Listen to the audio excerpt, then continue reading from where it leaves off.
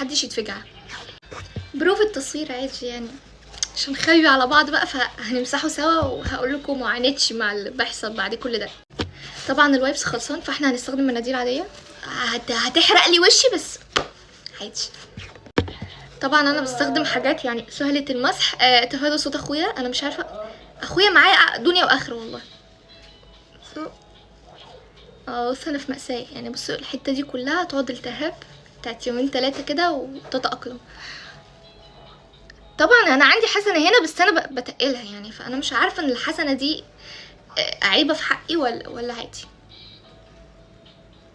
الكحل طبعا، بصوا الكحل هيخلي عيني سودا بس عادي يعني فداكم.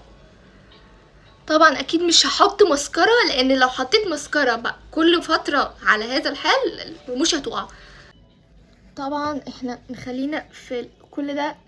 بصوا هنا انا حاطه يعني انا حاطه اللي هي البودره اللي بتتحط فوق العيون دي، والله العظيم ما اعرف اسمها مش بتريق، وكحل وروج علشان يدولي اللون حد مديني بالبنيه. تمام.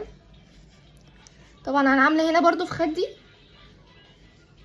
بصوا انا كده كده هغسل وشي بعد كل ده، بس انا بمسح برضو لان مش هينزل بالصابون كل ده.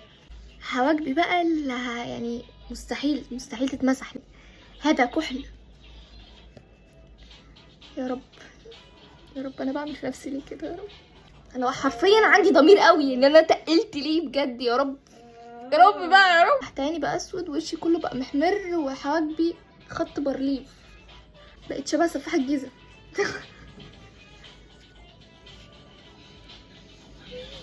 بس هو نوعا ما اتمسح. هغسل وشي وجايه.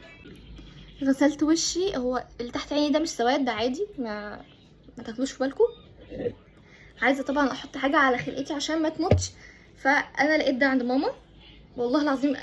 ده قالت لي ان هو سيرم، وقالت لي ما تجيش جنبه وما حطيش منه، بس سوري يا ماما انا هحط منه معلش. انا بس اذنك قدام الكاميرا، اكيد انا هكون ساعتها حطيته خلاص، فانك لو شفتي الفيديو ولومتيني فخلاص انا ماما حطيته، فما ترجعيش. ريحته حلوه شكله نظيف والله يعني، عشان كده انا ما قالت لي ما حطش منه. مش عارفه تقولي مضاد للتجاعيد وبلا بلا بلا ومش لسنك بس على مين؟ انا بكره هكبر فهحط منه عادي بدري عشان ما شيخوخش. كمان حاسه ان بصوا في اللي هو الحاجات كده ذهبي يعني ما بتلبعش في وشي، بس يعني هي حلوه. انا حاسه ان هو نضيف، اي حاجه نضيفه هنحطها عشان وشنا يبقى نضيف. بس وشي بقى زي الزبده تحفه، ما تاخدوش بالكم. انا وشي الحمد لله مش بيتضرر من اللي بيحصل ده، بس انا باخد بالي يعني تشكير يعني في اي حد بيعمل الهبل اللي انا بعمله ده، لو كان صانع محتوى يعني بالهبل ده برضو يتشكير على وشه، علشان وشه ما بيتكرش على نفسه، لازم حد يتشكير عليه. فتشكير.